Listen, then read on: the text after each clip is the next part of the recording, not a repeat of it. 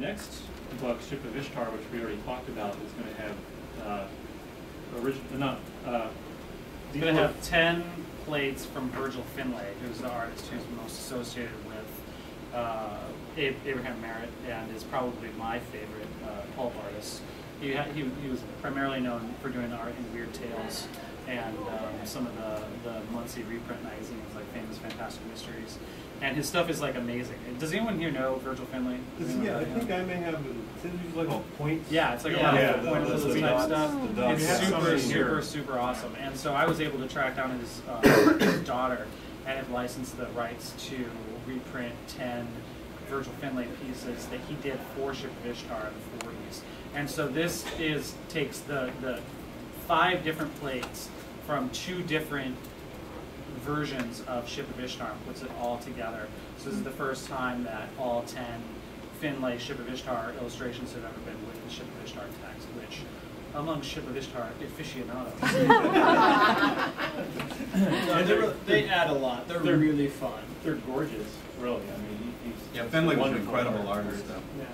Well, and speaking of rarities, though, also our new edition of Planet Stories is the first paperback edition ever where the pages don't fall out when you open the book. Robots Have No Tails, yeah. Only the second paperback edition ever, but you can actually read it more than once without having to put a rubber band around it. Yeah. And we haven't talked about the book. I actually love these stories.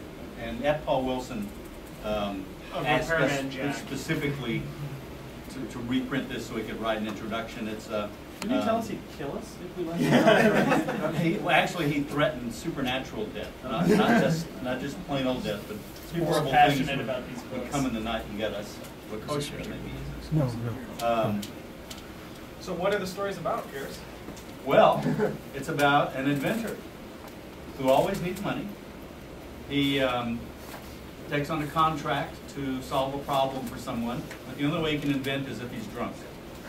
So he gets drunk, he invents, he sobers up, and there's this thing, and he doesn't know how it solves the problem. And of course the guy wants to know, where's my answer, or give me my money back. And so each story is our inventor, Galloway Gallagher, trying to figure out what he invented when he was drunk. They're funny.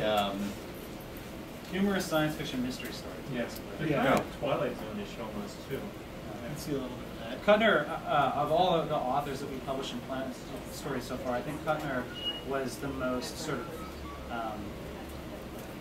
he understood the craft of short stories, I think, better than just about anybody, and so his stories are really tight and really kind of, once you read the end, you're like, oh, cool, you know, I mean, like they are in that way like the Twilight Zone, and that last page or something, it all kind of comes together, and usually you're thinking, oh, gee, that was fun.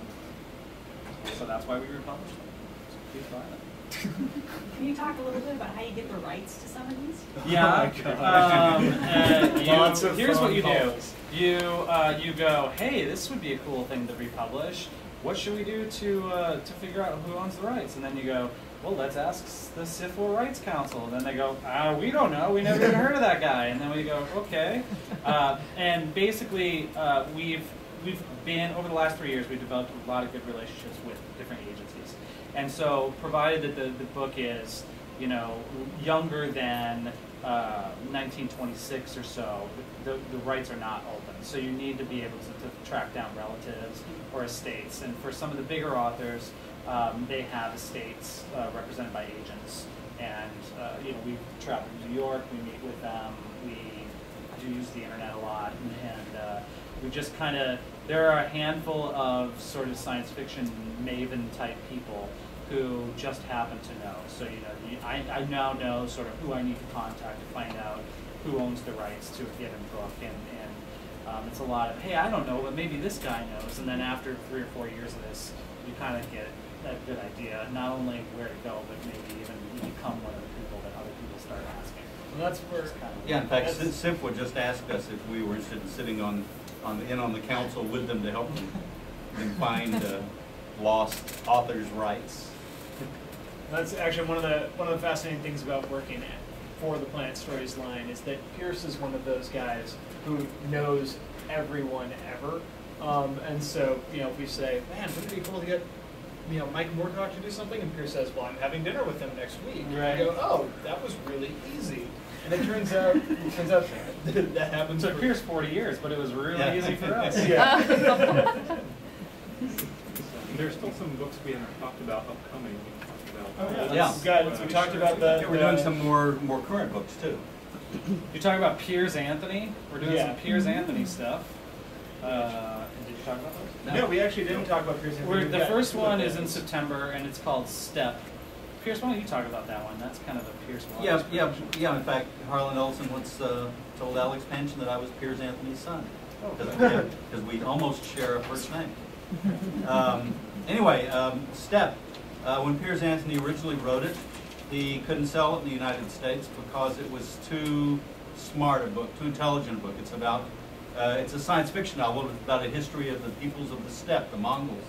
So he sold it in England to begin with, and it took about 15 years for it to make its way back here, and it was one of Tor Publishing's first hardbacks, but it's been out of print for over 20 years now, and so we asked Piers, and he said, yeah, I want to see it back in print. We're also doing in January, Sauce the Rope, which is the first of his Battle Circle trilogy, which is a post-apocalyptic kind of fantasy where these warriors each have a specific weapon that they use to battle each other. He did 2 other books that we're not reprinting. It was interesting. One of the things that I do when I put together this catalog is I try to get blurbs from critics and other folks to include, and I always go to the Encyclopedia of Science Fiction, which is a pretty persnickety resource. They don't really like a lot of stuff, and so I was pleased that the 2 books that they had nice things to say about Piers Anthony were actually the 2 that we're publishing, so that just was sort of fortuitous. And we want people to remember that Piers Anthony wrote something besides sand. Yeah, and I suspect so does he. Exactly. Those books are actually, the Sauce the Rope is actually really fun in that it has a feel that is very much like role-playing game fiction, because you can totally see when you're reading it how you could have made that into a game so easily with all the different warriors and their different weapon types, but he really manages to make it, it's fast-paced, there's a lot of action, and it's got that cool fantasy, but with the post-apocalyptic element. It's definitely very different than a lot of the other Piers Anthony stuff you may have read, but it's good. It's fun. Step is, the main character is in a futuristic live role-playing game. He's a Turkish warrior who's been brought forward from the past, and he finds himself playing a Mongol warrior in an intergalactic role-playing game, and he has to figure out some way to not only survive but to win. Otherwise, when it's over, he gets sent back to the past. And so then we talked about Who Fears the Devil. Yeah, we talked about that. So that one's coming in November. That's a complete collection of all the Silver John stories by Manly Wade Wellman. And then March, we've got The Walrus and the Werewolf, which I just spoke about, and that actually brings us up to date. Actually, and one thing we did mention in Who Fears the Devil is that, once again, we are completists. So there are 2 stories in this collection that have never been collected with the other Silver John stories ever. And they're kind of Silver John before he got his guitar. Yeah. And that's the whole deal with that, the sort of folklore angle, feels a lot like, I don't know if anybody here's ever read like Neil Gaiman's American Gods and stuff like that, but that sort of modern, or the folklore side of fantasy that you don't necessarily get a whole lot in stuff that hails directly from Tolkien or Howard. I think people will really like it. I think it's got a very different flavor. I remember when I first read Who Fears the Devil, I felt like it was really special. I mean, there's the science fiction books that you read, you go, wow, boy, that was a fun sort of rollicking adventure, and then you kind of forget about, or you just sort of, that's what they are, they're fun adventures.